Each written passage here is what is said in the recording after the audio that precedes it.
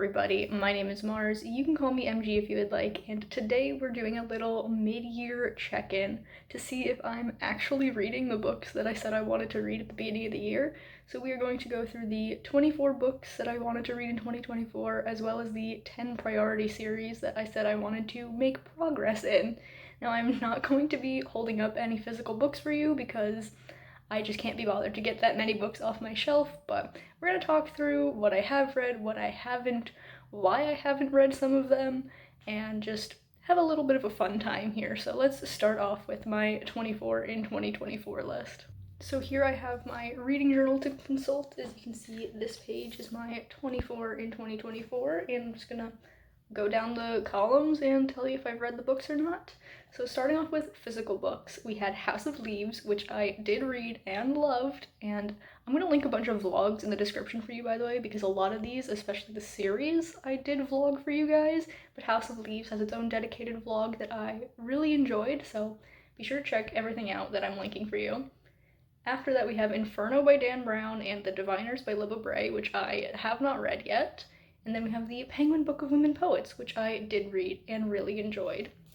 Then for ebooks, we have some duds. So, well, I'm the dud really, because 3 of them I haven't read yet. We have Servant of the Crown, Beautiful Demons, and The Paranormal 13. Haven't even thought about them. And then The Seeker's Shadow is the one that I did start reading and then DNF'd because it was like the show Once Upon a Time, but even more confusing, and the characters were so insufferable, so I'm like, I can't do this, so I gave up on that. Then in the manga list, I have read Monster and Dorohedoro, which I loved both of those. They were so good, but I haven't checked out Claymore or Assassination Classroom yet. I've kind of been on a little bit of a manga slump for the past couple of months. I started off real strong in the beginning of the year reading them, but then I just haven't read manga since like March, and I'm a little sad about it and hoping that this summer I can get back into my manga.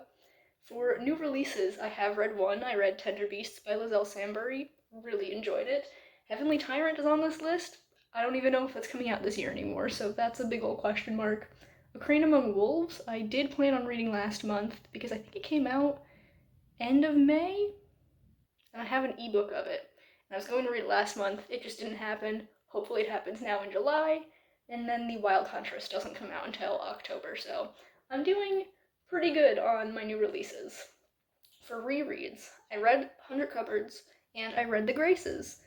Did not read The Night Watch or The Drowned Woods yet. The Drowned Woods I definitely am not reading until like fall time, but The Night Watch I'm hoping to get to soon. And then for series, 2 of them I've read in completion and vlogged both of them for you, so again, linked down below. Those were His Dark Materials, had a fantastic time, and The Lunar Chronicles, had a fantastic time. The Parasol Protectorate I haven't started yet, but I do have plans to read that throughout the summer, so that's very exciting. And then the Brother Band Chronicles is the last series, and I have read 7 of the 9 books that are out. I don't think it's finished, but I think there are only 9 out yet. I've been reading 1 book every month, so I have completed up through my July books, and I will read the next 2 in the next 2 months. So that was my 24 in 2024. How many have I actually checked off? 1, 2, 3, 4, 5, 6, 7, 8, 9, 10. So I'm a little bit behind in the mathematics of it. I should have read 2 more off of this big list than I did, but we're only halfway through the year. I still have time to get these done. And next we're going to talk about the 10 priority series that I had already started prior to the beginning of the year and wanted to make progress in. And these aren't in any particular order, it's just the way I had typed them up originally, so we're going to go down the list and talk about them. First up, we have The Graceling Realm by Kristen Kishore, which I have read the first 3 books for previously, but then last year I reread the first book, Graceling. This year I have in fact read the second book, Fire, and I was disappointed in it. It was not as good as I remember it being, and there were definitely some more problematic elements, which is sad, but also like, I'm an adult now. My tastes have changed in the years since I've read that originally, and it's not surprising that I'm not as big a fan of it as I was, but I'm still excited to reread Bitter Blue and then continue on with Winterkeep and Sea Sparrow. Are those the two books? I think that's the order they go in. I'm very excited for them. Then for the Goldseer trilogy by Ray Carson, I have read book 2, absolutely loved it. I honestly think it's better than book 1. I gave it like a 10 out of 10. It was so good, and like I want to read book 3 so bad, but I am kind of saving it for August for the Magical Readathon because I read book 1 last August, and then book 2 I read for the Magical Readathon this year in April. So I think it would just be really fun if I read book 3 in August, assuming it fits the prompts. We're gonna have to see when that happens. Next on the list is the Lunar Chronicles, which we have already talked about because it was on my 24 and 2024. I did read all of them. I reread the first two and then read the other two and the prequel. Technically, there is still the short story collection and also 2 volumes of a graphic novel, but I don't own those and I don't have access to them digitally, so we're not counting them. We're going to just consider this completed because I've read all that I can.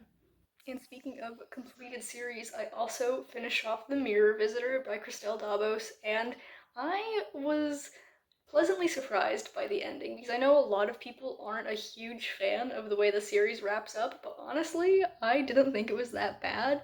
Did I wish some characters got a little bit happier of endings? Obviously, I would have loved that for them, but I'm still happy with it. I still had a great time with this last book, and it was just a fantastic series. Then we have the Animorphs by K.A. Applegate, and I have read 8 of the books so far this year, so we're up to 10 total, which means there are 42 to go. I've made a little bit of a dent, but not much.